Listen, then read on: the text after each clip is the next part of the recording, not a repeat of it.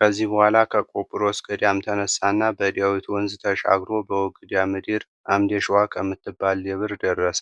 እሷንም ከክርስቶስ ጎን በተገኘው ብርሃናዊ ደመ መለኮት ባረካት። ከዚህችው ደብር ተነስቶ ሞረት ከሚባለው አገር ሲደርስ የጓደኛውን የባለ ምስራቹ የቅዱስ ገብርኤልን ድምፅ ሰማ።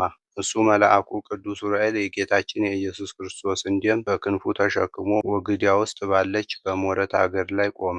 የአሸናፊ የእግዚአብሔር እናት የእመቤታችን የቅድስት ድንግል ማርያም የምስራች ነጋሪ የሆነ የመላእክት አለቃ ቅዱስ ገብርኤልም በዚህች ደብር ላይ የጌታችን የኢየሱስ ክርስቶስን ደም እርጭ አለው። ያን ጊዜ ቅዱስ ዑራኤል ዙሪያዋንና አካባቢዋን ሁሉ በጌታችን በኢየሱስ ክርስቶስ ደም ረጫት፣ ባረካትም። ጌታችን ቅድስት እናቱ ከኢየሩሳሌም ወደ ግብጽ በተሰደደች ጊዜ ስለ ችግሯና ስለ ድካሟ ከእርሱ ጋርም ብዙ ድካም ስላገኛት አስራት አድርጎ ሰጥቷታልና። በኋላ ዘመን በዚችው ቦታ ንጹሐን ከሆኑ ከእስራኤል ነቢያት ይልቅ የተመረጠና የከበረ የሙሴ ጽላት ከሆነች ከጽዮን ካህናት ዘር የተወለዱ ሁለቱ ቅዱሳኖች ይኖሩባታል። ሥጋዋን ንጹሕ በማድረግ ከመለኮቱ ጋር አንድ አድርጎ ሥጋዋን ለብሶ ፍጹም መለኮታዊ ብርሃን የሆነ የአብ የቃሉ እናት እመቤታችን ድንግል ማርያምን የሚወዱ ብዙዎች መነኮሳት በእሷ ውስጥ ይወለዳሉና።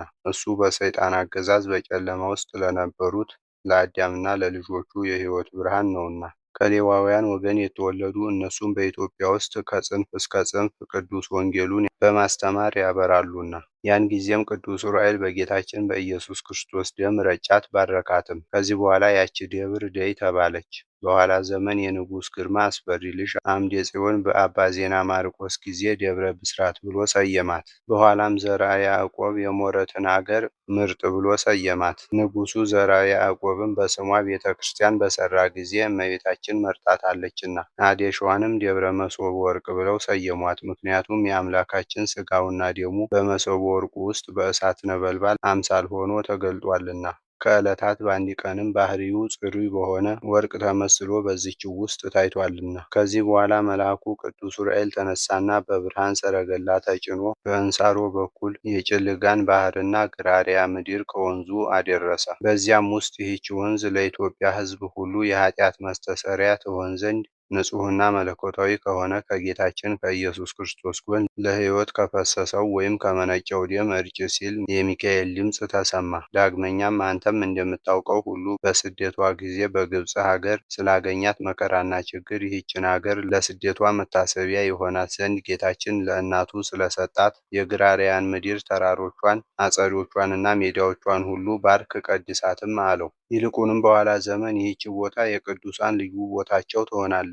በእርሷም ብዙዎች አብያተ ክርስቲያናት ይሰሩባታል። የመንፈስ ቅዱስም የጸጋው ብርሃን እስከ ዘለዓለሙ አይለያትም። ያን ጊዜ የመላእክት አለቃ ቅዱስ ዑራኤል ከአምላካችን ጎን የፈሰሰውን ደም ረጨ፣ ቀደሳትም። ወዲያውም የመለኮት ብርሃን ከበባት። ስለዚህ ይህች ወንዝ የደም ዜጋና አገታ ዜጋመል ወንዝ ተብላ ተሰየመች። መለኮታዊ የሆነ የጌታችን የኢየሱስ ክርስቶስ ደም ከጎኑ የፈሰሰው የደሙ ብርሃን ከቧታልና። በዚያች ዕለት መጋቢት 27 ቀን ጌታችን በተሰቀለ ጊዜ ብርሃን የለም ነበር። ነገር ግን መልአኩ ዑራኤል የጌታችንን ደም እየረጨ በመጣ ወይም በደረሰ ጊዜ በዚህችው አገር ውስጥ ብርሃን ታይቷልና። ከዚህ በኋላ በደመና ተጭኖ ሲሄድ ሞሎ ከሚባለው ቦታ ደረሰ።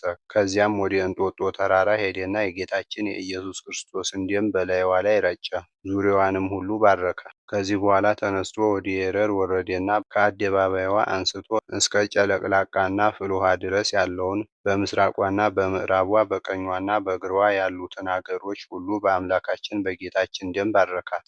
ይህች የኤረር ተራራ አምላክን የወለደች የእመቤታችን የቅድስት ድንግል ማርያም አስራት ከመሆኗም በላይ ለኢትዮጵያ ሀገሮች ሁሉ ማዕከላዊ ናትና። ከእሷም ሄዶ ደብረ ዝቋላ ላይ ወጣና ከሕዝቡ ሁሉ ከአዳም ልጆች የተመረጡ ንጹሐን የሚሆኑ የአብርሃምና የይስሐቅ የያዕቆብም ልጅ ከምትሆን ከእመቤታችን ከቅድስት ድንግል ማርያም ንጹሕ የሆነ ሥጋዋን ነስቶ ከለበሰው ሥጋ ከጌታችን ጎን የመነጨውን ቀይ ደም በባሕሮቿ ውስጥ ጨመረው። ያን ጊዜ ከአምላካችን ውሃና ደም ተቀላቅሎ ከጎኑ እንደመነጨ ባሕሩ በቀይና በጠራ ውሃ መልክ ታየ። መልአኩ ቅዱስ ዑራኤልም የደብሯን አራት ማዕዘኖቿንና ቦታዋን ሁሉ ባረከ።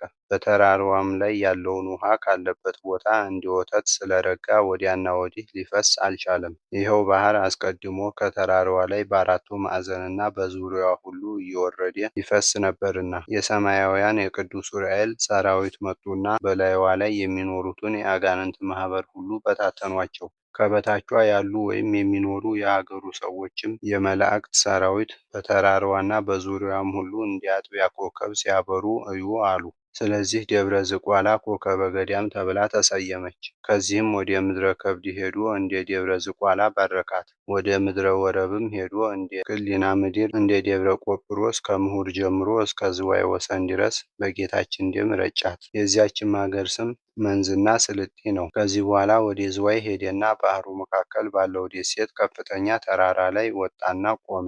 ከተጫነበት ደመና ላይ ወረደና በአንደኛው ክንፉ ከዝዋይ ባህር ቀድቶ በአንደኛው ክንፉ ደግሞ ከዚያው ከጌታችን ከኢየሱስ ክርስቶስ ጎን የቀዳውን ደም ጨምሮ ከከምባታ ምድር አንስቶ እስከ አናርያ አረብ ወሰን ድረስ ሁሉንም ረጨ።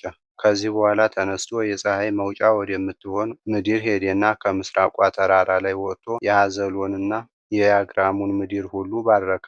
አሰቦት ተራራ ላይም በወጣ ጊዜ ቅዱስ ሚካኤል ይችን ተራራ ሳትዘገይ የጌታችንን ደም በፍጥነት እርጫት አለው። ጌታችን ዛሬ ማሕየዊ በሚሆን በደሙ አዳምን ከዲያብሎስ አገዛዝ ነፃ ሊያወጣ ወደ ሲኦል ይወርዳል፣ እኛም ከእሱ ጋር አብረን እንሄዳለንና አለው። ያን ጊዜም በፍጥነት ስለቀደሳት ወይም ስለረጫት ከፀሐይ ብርሃን ይልቅ ሁለንተናዋ ብርሃን ሆነ። ስለዚህም የሰማይ መላእክት ያችን ተራራ የእመብርሃን አገር የብርሃን ተራራ ደብረ ወገግ ብለው ሰየሟት። ያን ጊዜ ይችን ደብር ሲባርካት 11 ሰዓት ነበርና ጌታችን የአዳምንና የሔዋንን ነፍሳት ከነልጆቻቸው ከሲኦል ውስጥ ለማውጣት በአካለ ነፍስ ወረደ። ግሩም የሆነ የማይጠፋ የመለኮትነቱ ብርሃን የሲኦልን ቦታ አበራት። ለዘላለሙ ጥቂትስ እንኳ የብርሃን ጸዳል ወይም ጭላንጭል የሌለው በሲኦል ጉድጓድ ውስጥ የነበሩትን የሰው ነፍሳት ሁሉ አወጣቸው፣ አዳናቸውም። ያን ጊዜ ይኸው የብርሃናት አለቃ የሚሆን ቅዱስ ዑራኤል ከደብረ ወገግ ተነስቶ በኢትዮጵያና በግብጽ ባለች ፈለገ ግዮን አባይ ደረሰና ማሕየዊና ግሩም የሚሆን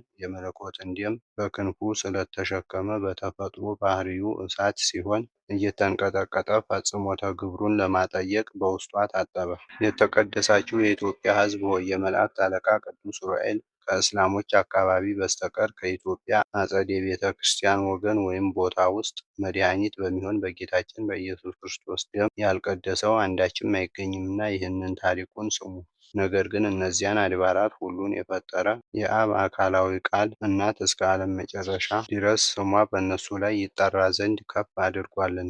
ከትግራይም አገር ዳግሚት ጽዮን የተባለች ምድረ አክሱምና ደብረ ሃሌሉያን እንዲሁም ደብረ ሲያትንና ከዋሊ ገዳም ጋር ደብረ አባይን ዳግመኛም ከአማራ አገሮች የላስታ ምድርና የሮሃ አገር ደብር እሷም ለአንጎት ምድር እስከ ኦፍላ ምድር ድረስ ምዕራቧና ምስራቋ የምትሆን ከይኩኖ አምላክ ጋር ይዘው የሦስቱ ነገሥታት ላሊበላና ቄሱ ይምርሃነ ክርስቶስ የነአኩቶ ለአብም አድባራት የሆኑትን ሁሉ ከፍ ከፍ አደረጋቸው። በጌታችን ደም ከተባረኩት ከፍ ከፍ ካሉት ሌሎች አድባራትም የዳግማዊ ዳዊት ደብረ ከርቤና ገነተ ማርያም፣ ከበጌ ምድር ጽርሐ አርያምና ሁለቱ የጽርቅ ነገሥታት አብርሃ አጽብሃ እንዲሁም ሃይማኖቱ የቀና አምላክን የሚወድ ዘርአ ያዕቆብ የሠሯት ከሸዋ አገርም በመንዝ አገር ውስጥ የምትገኝ ምድረ ክሊና እንዲሁም እመጓ የሚሏት የምስዓለ ማርያም ደብርና የአዴሸዋ ደብርና ደብረ ብስራት ከሸዋ አድባራት ሁሉ የከበረችና የተመረጠች የቅዱሳን ገዳም የምትሆን ደብረ ሊባኖስም በምስራቅ አገር ያለ ደብረ ወገግና ደብረ ዝቋላ